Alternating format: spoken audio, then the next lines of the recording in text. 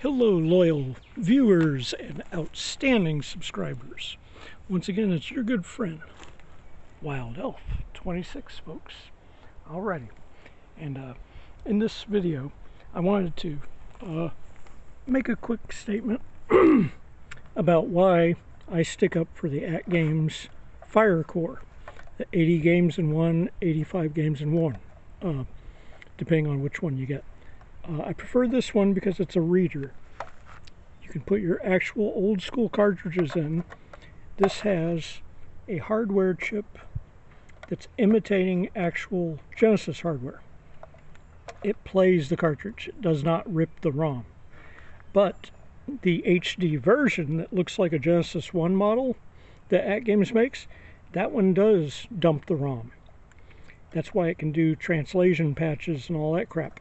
You can't do it to an actual cartridge, but you can do it to a ROM. So this is a safe reader, but the HD version is a ripper. Now, why do I stick up for this? One, you can use your OEM controllers, your favorite controllers. If they worked on the Genesis, they typically work on the At Games. And the wireless one, I have not had issue with the wireless controller that came with it. As long as it's line of sight, it's usually a pretty strong connection. It has an IR reader in the front, and like I said, it has a cartridge slot like that, so you can play games that are not on the initial library. And so far it's been compatible with just about everything I put in it.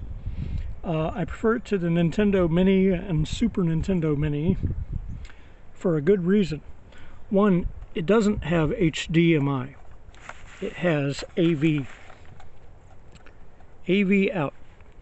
Monotone, and you can put a Lethal Enforcer's light gun in here, and if you're using a CRT, you can actually play light gun games on this system.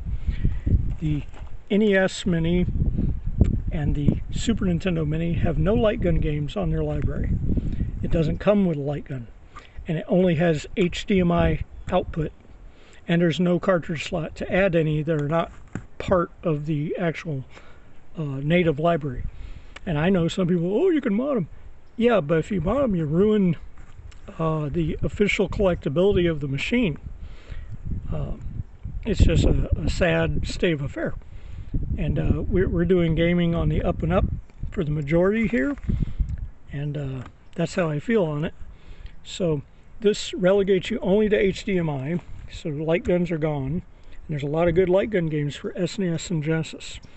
So the At Games Fire Core is the machine. 80 games built in. Use your own controllers. And hey, there you go. Also, this is my Yabo controller. It's the first controller I ever did a mod on. It used to have a floaty head D-pad, very similar to Sega Genesis.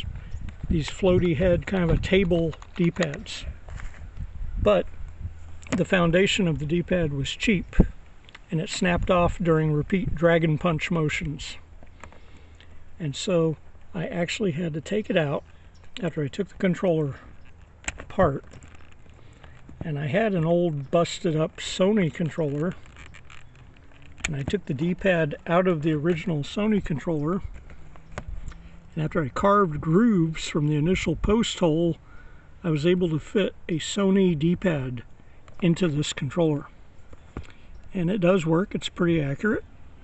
But yeah, that was my first mod I ever did to a controller. That was back in 2008, so that's been a while, between 2008 and 2026, folks. Alright guys, you have a great one. And that was a Yabo. The PS2 Double Shock. Ooh. Alright, you have a great one, guys. And this is your good friend Wild Elf. I may have to do a couple versions of this video. Alright. And of course, extreme close-up.